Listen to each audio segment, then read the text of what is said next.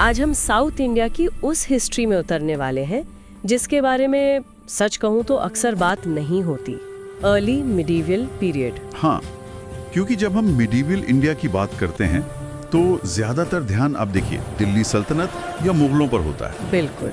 लेकिन उसी दौरान दक्षिण भारत में एक पूरी अलग ही दुनिया चल रही थी। उसकी अपनी अर्थव्यवस्था, अपना समाज, अपनी राजनीति, सब कुछ अलग था। और यहीं पर एक बहुत बड़ी गुत्थी है जिसे आज हम सुलझाने की कोशिश करेंगे। हमारे पास जो सोर्स है वो दो ऐसी बातें कहता है जो एक दूसरे से मतलब बिल्कुल मेल नहीं खाती। पहली तो ये कि दक्षिण भारत के राजाओं के पास बेशुमार दौलत थी, कैश की कोई कमी ही नहीं थी। सही बात है। और दूसरी ये कि वही राजा अपनी सबसे कीमती चीज यानी जमीन ब्राह्मणों और दूसरे समुदायों को दान में दिए जा रहे थे। ये वाकई एक पहेली है। अगर आपके पास तनख्वाह देने के लिए कैश है तो आप जमीन क्यों बांटेंगे? एग्जैक्टली। और इसी पहेली को सुलझाने के लिए हमें सबसे पहले ये समझना होगा कि आखिर इतना पैसा आ कहां से रहा था, और इसका जवाब छुपा है समंदर में। समंदर में मतलब आप कह रहे हैं व्यापार और बंदरगाहों में? तो चलिए इस कहानी को वहीं से शुरू करते हैं। किस स्केल का ट्रेड था ये कोई छोटा मोटा लोकल ट्रेड नहीं था, ये एक तरह से ग्लोबल ट्रेड था। ग्लोबल। हाँ, दक्षिण भारत की पूरी कोस्ट लाइन यानी समुद्र तट बंदरगाहों के एक नेटवर्क से भरी हुई थी। पश्चिम में गोवा, टुंडी, मुशीरी, दक्षिण में कोरकाई और पूरब में चोलों का मशहूर कावेरीपट्टनम। हाँ, कावेरीपट्टनम और नागपट्टनम। इन बंदरगाहों पर सिर्फ भारतीय जहाज नहीं बल्कि बाइजेंटाइन एम्पायर मतलब रोम, चीन और इंडोनेशिया, मलेशिया जैसे दक्षिण पूर्व एशियाई देशों से। बिल्कुल, वहां से जहाजों के बेड़े आते थे। और जाहिर है वो अपने साथ खाली हाथ तो नहीं आते होंगे। सोर्स बताता है कि वो सोने और चांदी के सिक्के लाते थे। हाँ, यही सबसे जरूरी बात है। बाइजेंटाइन से दिनार, चीन से फेनम, दक्षिण पूर्व एशिया से पगोड़ा। इसका मतलब ये कोई बार्टर सिस्टम नहीं था। नहीं, बिल्कुल नहीं। जहाँ सामान के बदले सामान मिलता है, ये एक सोफिस्टिकेटेड कैश इकोनॉमी थी। बिल्कुल। दक्षिण भारत अपने मसालों, कपड़ों, मोतियों के बदले सीधा सोना चांदी ले रहा था। तो ये व्यापार कर कौन रहा था? कोई अकेला व्यापारी नहीं, इसे चला रहे थे बड़े बड़े मर्चेंट कॉर्पोरेशंस, मतलब व्यापारी निगम। आज की मल्टीनेशनल कंपनियों जैसे। हाँ, कुछ हद तक वैसा ही समझ सकती हैं आप। इनमें अरब, यहूदी, भारतीय, हर तरह के व्यापारी शामिल थे। ये एक ग्लोबल बिजनेस नेटवर्क था। और इन भारतीय व्यापारियों में कौन लोग थे? क्या कोई खास समुदाय था जो इस ट्रेड को डोमिनेट कर रहा था? कई समुदाय थे, जैसे चिट्टियार, जिनका नाम आज भी बिजनेस से जुड़ा हुआ है। फिर सेंट थॉमस ईसाई थे, जो भारत के सबसे पुराने ईसाई समुदायों में से एक हैं। लेकिन कुछ स्पेशलिस्ट ग्रुप्स भी थे जो बहुत दिलचस्प हैं। स्पेशलिस्ट ग्रुप्स जैसे एक ग्रुप था कैकोलार। हाँ, सोर्स के मुताबिक ये बुनकरों का एक समुदाय था और ये सिर्फ एक ही चीज बनाते थे, कांजीवरम रेशमी साड़ी। अरे वाह। और कमाल की बात यह है कि जिस साड़ी को वो 1000 साल पहले बनाते थे उसे आज भी जीआई टैग मिला हुआ है। ये तो अद्भुत है। ये दिखाता है कि उनकी कारीगरी का लेवल क्या था। यही क्वालिटी थी जो दुनिया भर से पैसा खींच कर ला रही थी। बिल्कुल। तो ये जो बड़े बड़े व्यापारी निगम थे, क्या ये बस लोगों का एक ढीला ढाला सा ग्रुप था या फिर ये ठीक से ऑर्गेनाइज थे? इनके कोई नाम वाम थे? नहीं, ये बहुत ज्यादा ऑर्गेनाइज थे। इनके बाकायदा नाम थे, मणिग्रामम, अंजुवन्नम, और इनमें सबसे बड़ा और सबसे ताकतवर था अय्यावोले 500। अय्यावोले 500? हाँ, जिसे नाना देशी भी कहते थे। ये 500 का क्या मतलब है? मैंने कहीं पढ़ा था कि इसका मतलब उन 500 दिशाओं से था जिनमें वे व्यापार करते थे। मतलब एक तरह से वो ये क्लेम कर रहे थे कि हम हर दिशा में ट्रेड करते हैं। ये एक बहुत लोकप्रिय थियरी है और उनके आत्मविश्वास को दिखाती भी है तो जबरदस्त। हाँ, हालांकि ज्यादातर इतिहासकार अब ये मानते हैं कि ये शायद उनके शुरुआती 500 सदस्यों को दर्शाता था, जो कर्नाटक की ऐहोले नाम की जगह से थे। लेकिन समय के साथ ये 500 का आंकड़ा उनकी पहचान बन गया, उनके दबदबे का प्रतीक। और ये सिर्फ नाम का दबदबा नहीं था। सोर्स में एक बरू शिलालेख का जिक्र है। हाँ, जो सुमात्रा, इंडोनेशिया में मिला है। हाँ, बरू शिलालेख। उससे पता चलता है कि इनकी अपनी एक काउंसिल थी, वीर बलंजना।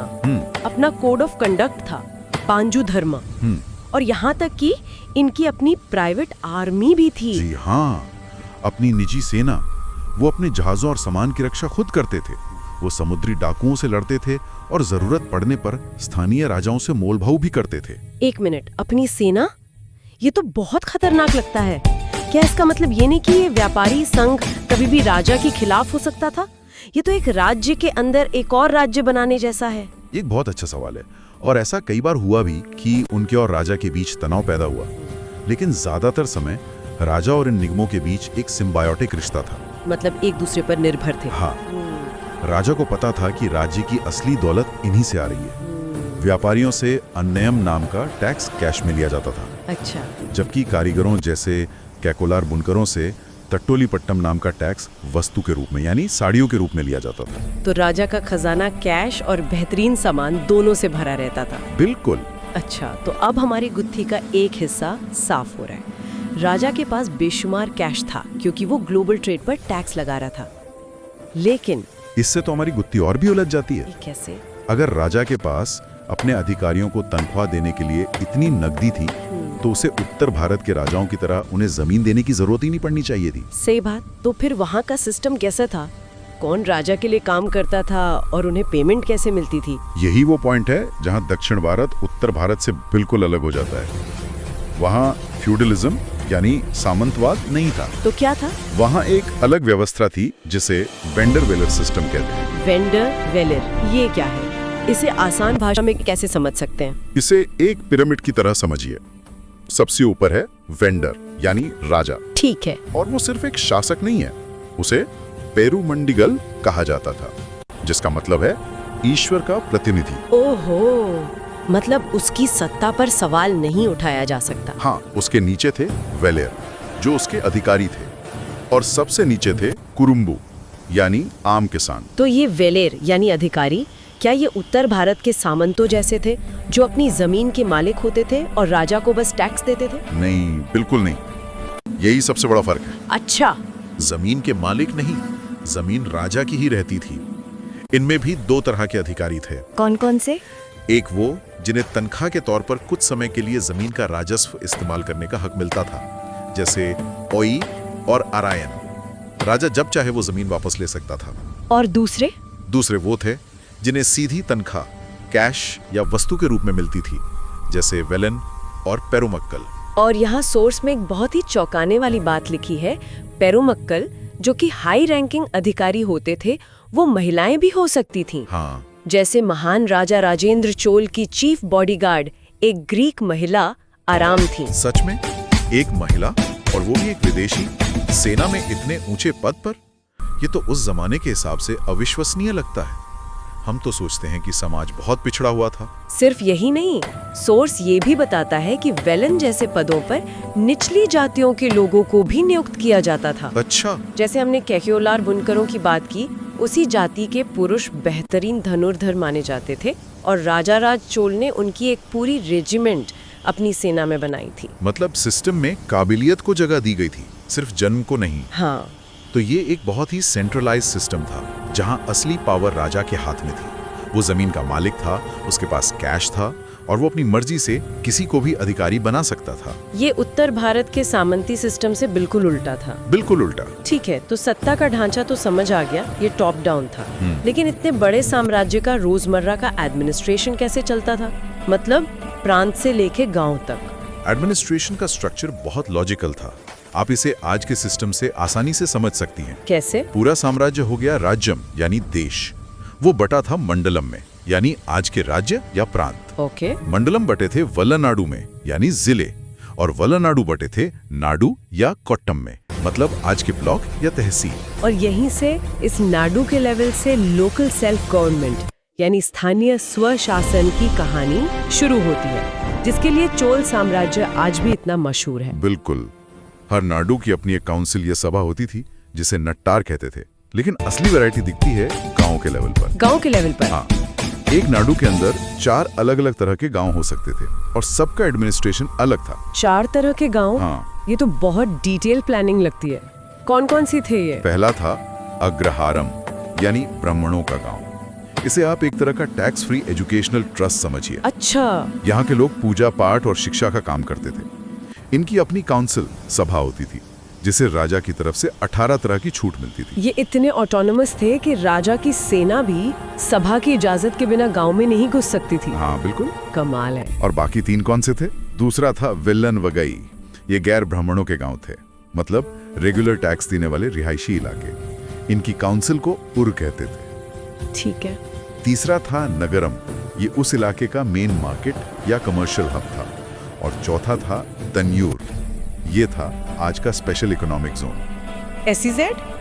हाँ, ये बंदरगाह या मोती निकालने जैसी खास आर्थिक गतिविधियों वाले इलाके होते थे, जिनका एक मुखिया पट्टन स्वामी होता था जो सीधे राजा को रिपोर्ट करता था। इन सब में ये ब्राह्मण गांवों की सभा वाली बात बहुत दिलचस्प है। सोर्स बताता है कि सभा के सदस्यों का चुनाव एक खास तरीके से होता था, कुडवोले सिस्टम। हाँ, कुडवोले प्रणाली। ये एक तरह का लॉटरी सिस्टम था जिसमें योग्य उम्मीदवारों के नाम ताड़ के पत्तों पर लिखकर एक घड़े में डाले जाते थे और फिर कोई छोटा बच्चा एक एक चिट निकालता था। ये तो डेमोक्रेसी का एक बहुत ही एडवांस्ड रूप लगता है। बिल्कुल। और सोचिए, उम्मीदवार बनने के लिए भी शर्तें थीं। वेदों का ज्ञान हो, अपनी जमीन हो, कोई क्रिमिनल रिकॉर्ड न हो।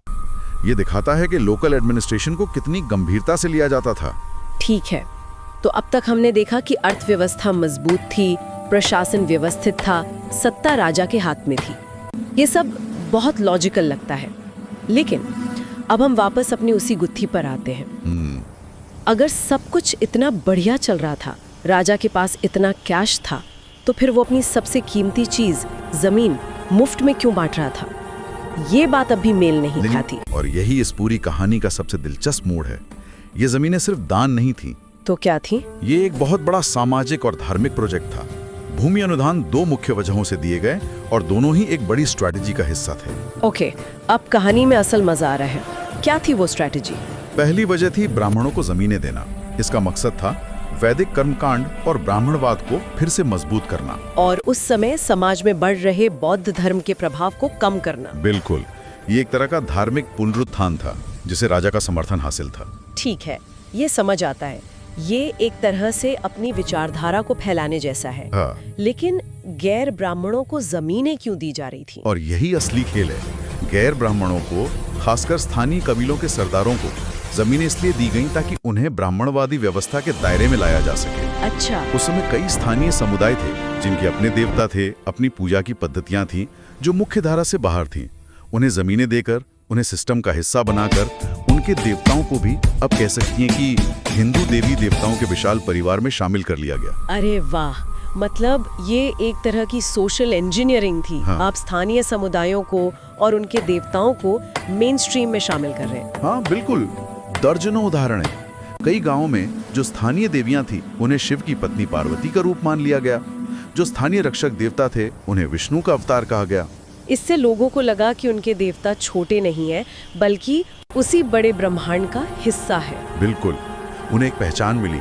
और जब ब्राह्मणवादी देवताओं और इन गैर ब्राह्मणवादी स्थानीय देवताओं का इस संगम हुआ तो पूजा और भक्ति के नए, ज्यादा इमोशनल तरीके विकसित हुए। और इसी प्रक्रिया को हम भक्ति आंदोलन कहते हैं। हाँ, ये तो पूरी तस्वीर ही बदल देता है। मतलब भक्ति आंदोलन सिर्फ कुछ संतों के भजन गाने से शुरू नहीं हुआ, बल्कि इसके पीछे जमीन, समाज और राजनीति का एक पूरा ढांचा काम कर रहा था। यही वजह है कि इसकी शुरुआत 6वीं शताब्दी में दक्षिण भारत में हुई, उत्तर में नहीं, क्योंकि ये जमीनी बदलाव दक्षिण में हो रहे थे। यह भूमि, सत्ता और आस्था का एक अनूठा संगम था जिसने न सिर्फ दक्षिण भारत के समाज को बदला, बल्कि हिंदू धर्म को भी वो रूप दिया जिसे हम आज जानते हैं। बिल्कुल। तो आज हमने देखा कि कैसे समंदर के रास्ते आने वाले सोने चांदी ने दक्षिण भारत को इतना अमीर बनाया कि वहाँ सामंतवाद की जरूरत ही नहीं पड़ी। उसकी जगह एक बहुत ही सेंट्रलाइज्ड वेंडर वेलर सिस्टम था। और कैसे उस अमीर राजा ने जमीनों का इस्तेमाल एक सोशल और रिलीजियस टूल की तरह किया, जिससे भक्ति आंदोलन की नींव रखी गई। और इस पूरी कहानी के बैकग्राउंड में हमने कई ताकतवर साम्राज्यों को देखा। चोल, पांड्य, चेर, चालुक्य, राष्ट्रकूट। सत्ता कभी किसी एक के पास हमेशा के लिए नहीं रही। चोलों ने पल्लवों को हराया तो राष्ट्रकूटों ने चालुक्यों को। सत्ता लगातार एक हाथ से दूसरे हाथ में जाती रही, जो एक बहुत महत्वपूर्ण सवाल खड़ा करता है। हाँ, और वो सवाल आज भी उतना ही प्रासंगिक है। क्या इतिहास में स्थायी साम्राज्य यानी परमानेंट एम्पायर एक नियम है या फिर एक अपवाद?